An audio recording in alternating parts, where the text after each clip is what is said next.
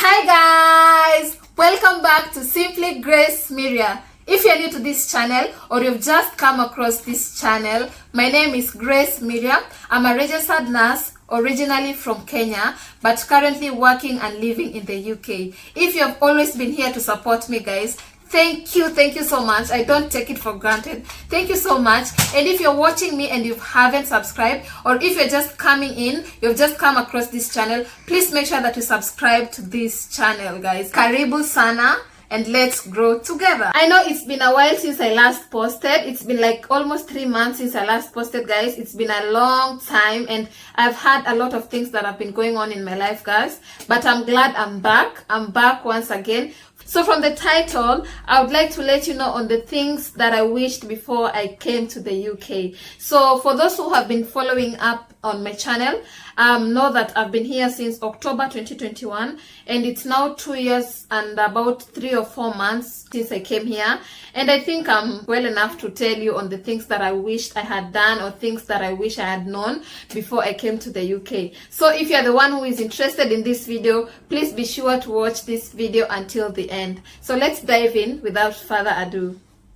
The first thing, I'm talking from experience, is that you will find about 90%, most of the things very difficult compared to when you've just come into a new country. I'm not only talking about the UK, even other countries like let's say Australia, US, Canada. It's different. The way you do things back in your country and the way in your new host country, it's quite different. This is especially if you're going there for work or study. Finding your way guys, it's not as easy as 1, 2, 3. You're going to have to struggle about transportation, about knowing where your school is, knowing where your workplace is.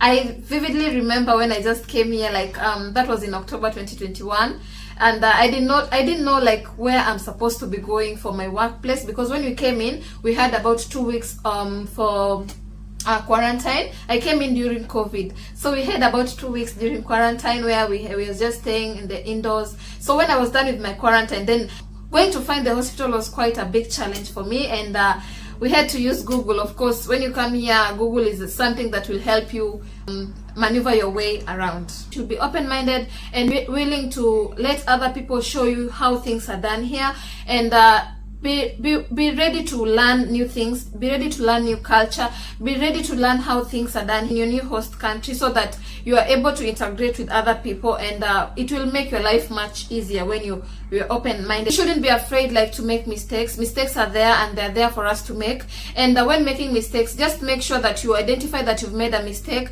and that you're willing and ready to correct it. So the second thing guys is about communication with your friends and family guys. Hey okay, let me tell you guys, when you're back home, like even me when I was still back home, I used to see that people, when they come here, they don't want to communicate with you. They cut all the communication with you. Like you assume that these people, that maybe they've just gone there, they've already made it, so that's why they cut all the communication. They are nowhere to be seen. They're not on WhatsApp, they're not on Instagram, they're nowhere to be seen generally. So when you come here is when you realize that it's because of course we have time for our phones, of course we have time to maybe go to YouTube and do some other stuff, go to Instagram, watch some television, and I think people are just busy doing, it's either you are doing your child minding business, it's either you're at work, and also difference time zone. Like in my country, it's about 3 hours, and the time difference is quite a hindrance to communication. And I think that is one major thing that has really affected us. Communication has really decreased, and some other people, even your friends, they start telling people that since you went abroad, you don't want to talk to them, or you've made it in life, so that's why you don't want to associate with people of their class, or maybe your class has gone up. Guys, it's not like that. It's just that people are very busy. But one thing is for sure is that if someone wants to communicate to you, if someone wants to know how you're doing, and generally just say hi or know how you're doing, he or she will always find a way to do so. So if you are your friends and family, definitely you'll have to find a way to communicate, and that's how we do it. So another reason is that people from back home start asking for money, guys. I just remember when I came in, that is in October 2021, I just landed. When I just landed, I was still in quarantine. One of my friends One of my friends called me and texted me that she needs some money, she's in trouble, that she needs some money to do this and this. Mind you, I've just come in, I'm still in quarantine. I don't even have the idea of where my hospital is. I haven't even had my first pay slip and someone is already asking for money. Guys, some other things are not realistic. At least wait for someone to start working and see if even maybe they can have something to give you. I've just landed. I even don't know where anything is. I don't know even where the shop. Still in quarantine, mind you. I've not even gone outside. I've not even tested the sun. But someone is already asking for some money. It's not fair. I think that is one of the reasons some people just decide to cut off all the ties with friends and family, which is not good. It's not good. So guys, if you're from abroad trying to contact you and maybe asking for some help, guys, it's not that we have a lot of money. We also need, at times we need help. We need help financially, we need help with your advice and everything. It's not that even when you just call, you just start asking for money. Just ask how we are doing. It's more important to just ask someone, how are you doing? How have you been? How is work? How are your children and everything? Instead of just calling and start asking for money. Some people just get tired and cut off all the communication. Yeah, if someone could have told me that communication is going to be very difficult when you come here, then I would have just told that person how. That's very, very impossible, because yes, we have phones, we have laptops, we are able to communicate through WhatsApp calls. I would have denied that. I would have denied, but it's true. Communication and everything definitely slows, and as at times it just disappears completely. So guys, so the third thing is about financial expectation. I just have to laugh because when I came here, I had very huge financial expectation. I had already planned on how my life is going to be, on how I'm going to buy beautiful houses back in my country, because I just tried to consider the exchange rate. If like £1 is about 200 Kenya shillings, what about if I have maybe 1 million Kenya shillings or above that? I'm able to buy good stuffs. I'm able to buy a house. I'm able to buy a land. I'm able to buy myself a good car. Let me tell you. So I'll just tell you that if you come here, don't have huge financial expectation that when you come here your life is going to drastically change, guys. Of course, at some point it's going to change, yes, but it's not going to happen within a snap of a finger. You have to work for it, and by working for it, it means that you've got to take a lot of extra shift. You've got to do a lot of planning, a lot of budgeting, in order for you to at least to live a comfortable life. So the first time I saw my pay slip and I tried to take that money and convert it into my Kenya shillings, it was so funny. I wouldn't say it was funny, but I was so excited and just saw myself that, wow, this is the kind of life that I've always been wishing for, and it's here with me. I can now live the kind of life that I wanted. But immediately you start spending that money on your bills, and immediately they start taxing you. You know, when we came the first 3 months, they never taxed us, because I think we were not at that limit of being taxed. So the kind of money that we used to get was quite a huge money. Not a huge money, I would say, but it was okay by then. So by that time, also when we came in, they also refunded us some money. So you can imagine the refund that we got plus the money that I'm supposed to get as my salary, together with me being not taxed. You can imagine the amount of money that I'll be smiling all the way to the bank, guys. But when you start using that money, paying your rent, buying your shopping and everything, if someone could have told me that, go down on my financial expectation, that my financial growth, okay, is going to happen at some point, but it's not going to happen within a snap of a finger, I would have totally denied that.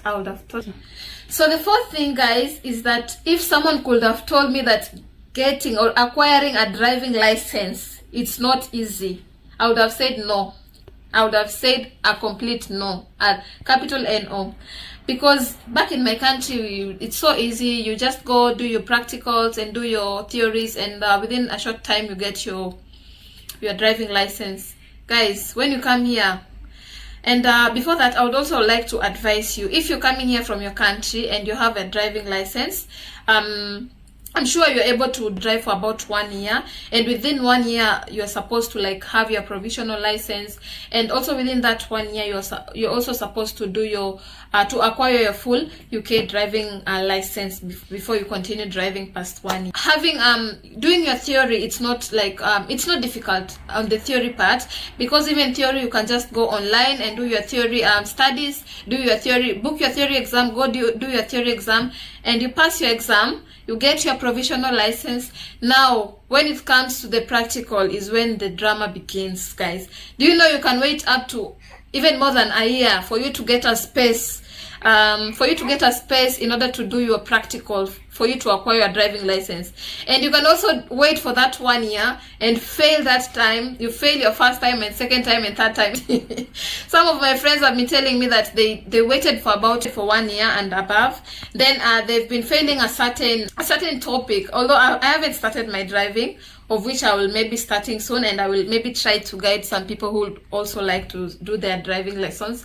So some other my friends have been telling me that there's a particular course in the driving lesson that has been quite challenging on them, and you can find yourself repeating the same thing all and all over again. And it's like doing your driving lessons the better, because actually you might start driving the first year, and then when in the course of you repeating these exams, you might get traumatized, because at some point, if you haven't acquired your full UK driving license, then definitely you will not be able to drive. You'll have to park your car, and when parking your car, you remember that you also have this car insurance that you're also supposed to be paying, this money that is going every month, and yet you're not using your car. So the earlier you start, the better. Yeah, if someone could have told me that, then I would have really started that in earlier, because now already I'm late.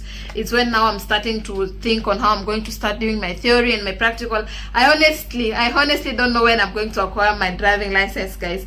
But when I acquire my driving license, then I will let you know. I don't know which year. Maybe next year, maybe this year, I don't know, but only God knows. So my last point is house hunting. That's where the drama is. If someone could have told me that you can spend even up to 1 year looking for a house for you to move, for you to have a house as a proof of address is one of the things that are being looked into while you're here. If you don't have a house, definitely you're homeless. And who is going to give you work? Who is going to trust you in maybe giving you maybe something that you're supposed to take in a loan? Who is going to give? So house hunting is not funny. I remember when I was in my country, you just go in, when you're looking for your houses, you just go in today and you can find the landlord. Maybe you can speak to the landlord, and you can get your house by maybe tomorrow evening. You are going into your house.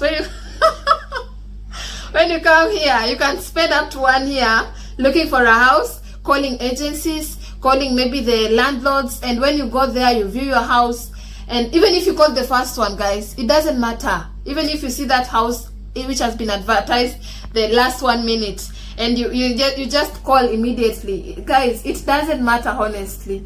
It's up to maybe 1 week or 2 weeks, and they can even go and do referencing and come again and tell you that you did not get the house, or even maybe some agencies don't even communicate to you, so you still think that they're still doing the referencing, but they're not doing the referencing. The house was already given to someone else and you have no idea. You are still there thinking that you are still waiting for that house, for you to get that house, and the house went a long time ago. When you go back to start researching your houses, you find that the house was already given to someone else, guys. How the system works here and how the system works back home is very different. Here they have to do the referencing, they have to do some credit checks and make sure that you as a person, you as a tenant is able to pay that house. And you've also got to sign a contract for about 1 year or maybe 6 months. Well, it depends on the house, but the most that I've gone is up to 1 year.